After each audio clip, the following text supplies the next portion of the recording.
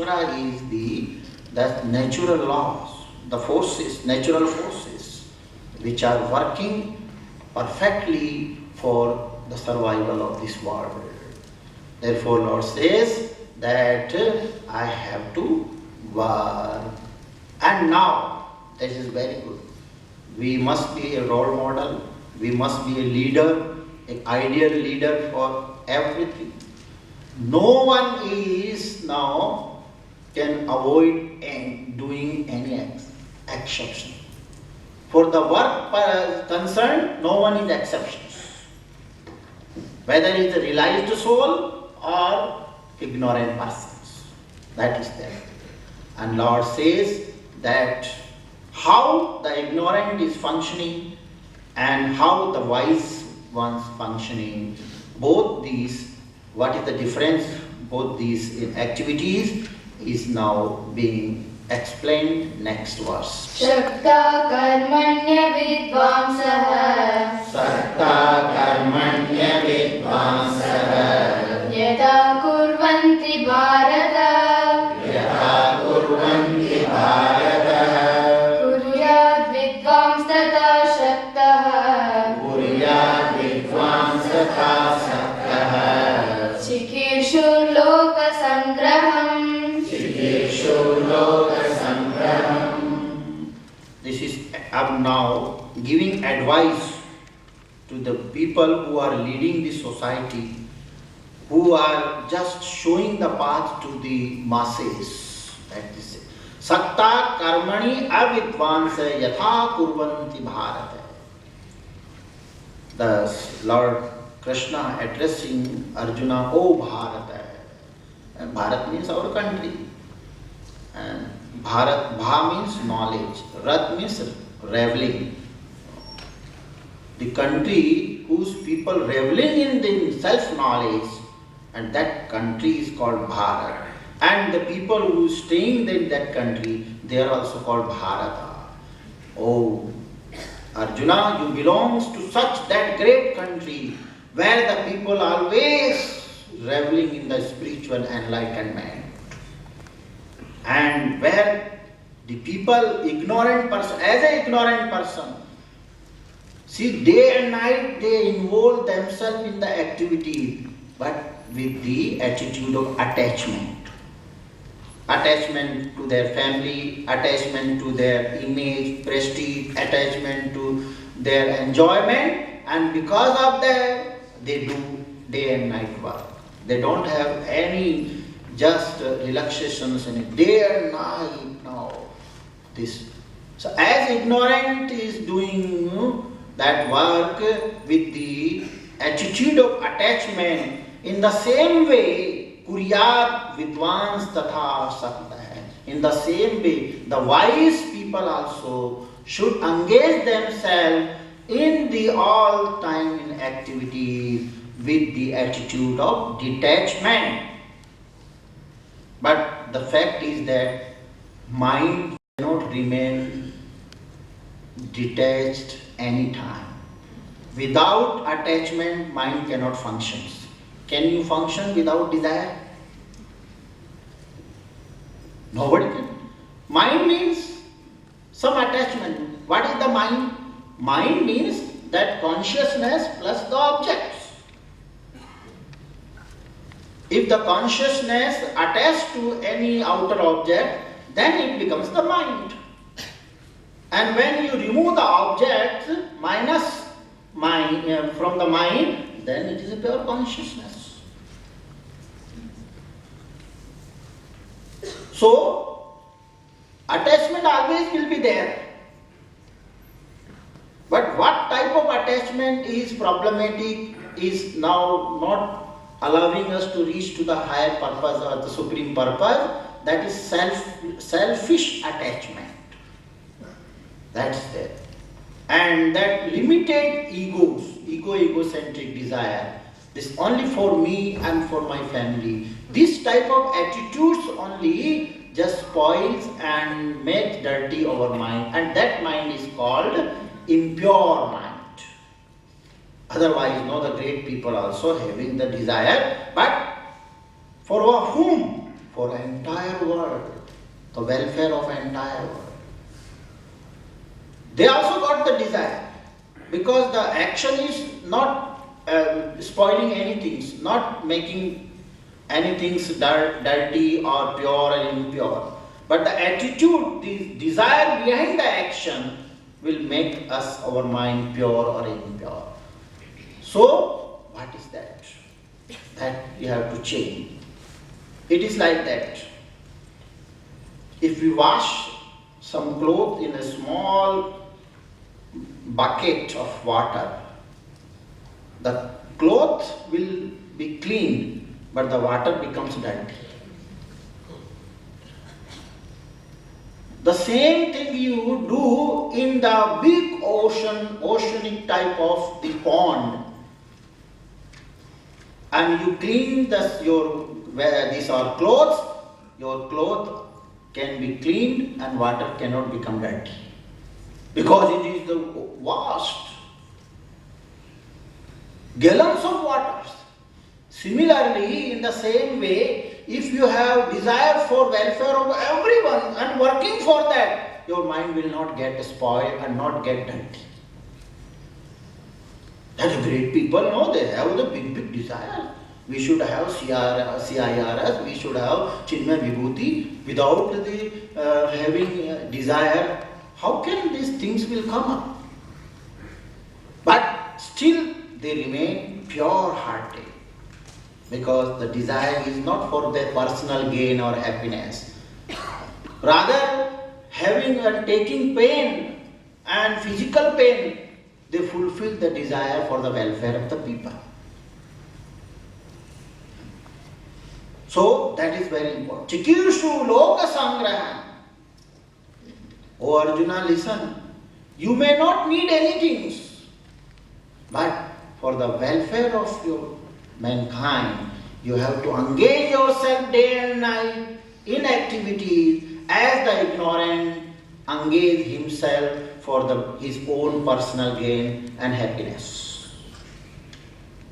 And that too, you see the life of Lord Krishna's.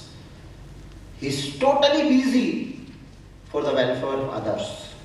And for himself, he doesn't need anything. He suffered a lot, but he never bothered. Because this work itself is a joy for them. They don't wait for the fruits of action to enjoy. They enjoy the play, not to get the trophy or anything results. Because their joy is in doing, not getting something from outside. Inside, they are full of the love, full of this ecstasy and beatitude.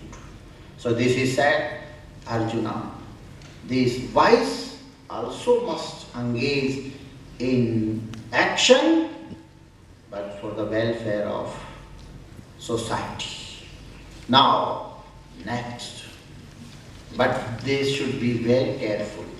Now it is very important advice to the people who is doing that good for the others, doing the social work or leading the people in the spiritual field as well as in other fields also. And they are considered to be a great leader, visionaries of the world, but they should be careful about so many things. And what carefulness is there? What is the advice for them? The Lord Krishna is telling in next stanza. Na buddhi vedam janaye, Na buddhi vedam janaye, ajnanam karma sanginam, Ajnanam karma sanginam, joshayet sarva karmani, Doshayet sarva karmani, vidwan yuktas samacharan, Vidvan yuktas samacharan. This commonly we can see those who are leader in any field, sometime and especially the spiritual field also, because the action cannot take you directly to the Supreme Self. So naturally, the action we have to drop on certain point of time. So that we have to guide them. But immediately if we say them, no, the action cannot lead you, this thing, the ignorant persons having firm faith and surrender and the dedications to the master, just by listening master voice, he may immediately drop the actions. Where the action is required.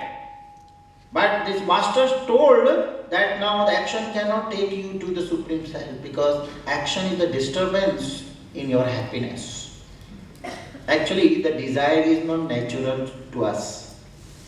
If it is natural, then we would be happy with the desire. But nobody is happy with the desire. The Buddha said last, no, the desire is this cause of every sorrows. Because desire is not this natural with us. It is disturbance in our peace. Just like a calm and quiet water is there, if you just throw one pebble, then that disturbance starts in the water. Similarly, by nature itself of the mind is calm and quiet and peace. Once desire comes, then it becomes agitated. Therefore, nobody is happy with the desire. And no one is there without desire because the cause is there, ignorance. So there must be desire. Vasana is there. So it is said that na buddhi bhedam janiyet. Yes.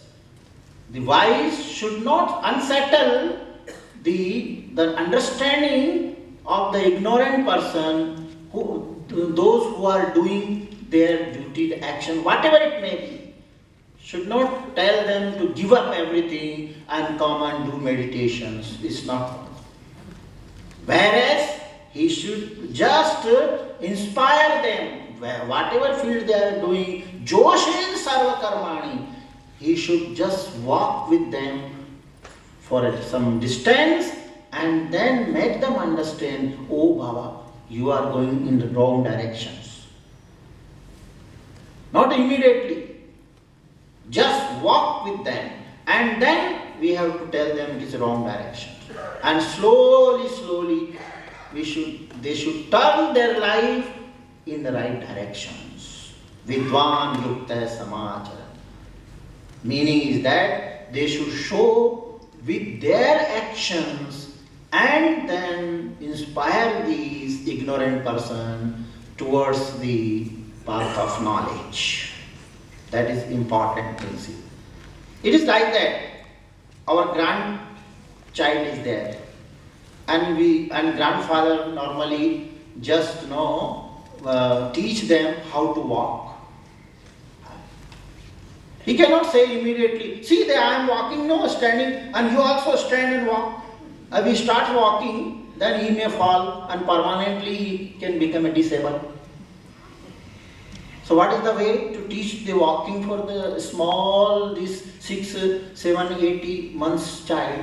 Then they brings the perambulator, some wooden things, and then grandfather also like walking with that, and then child is watching, and then again giving him also, and then along with that grandfather also walking like this, bending, and then the child learns with the support of that.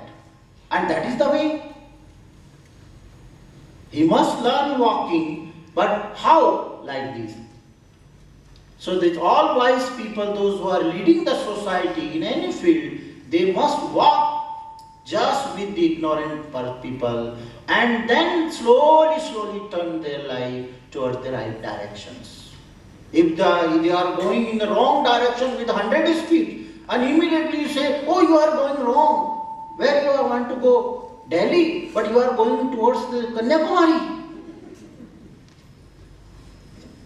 Then suddenly he stop and then he negotiate that car will tilt, turn over, and then they die. So what is the way, right way? He tell, oh, where you want to go? Haridwar. but you are going towards the Kanyakumari. Oh, then slowly, just change the gate and then come and see the place where he can negotiate and turn around and then come the right direction. This is the right way.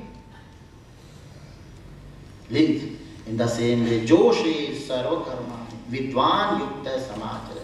Because these mistakes normally we see the leaders, they just give the highest sermon to people and the people think that this is meditation only, the right way, doing nothing, and they will go Himalayas and sit down there to see the God. They will not see the God, they will have a snow bite everywhere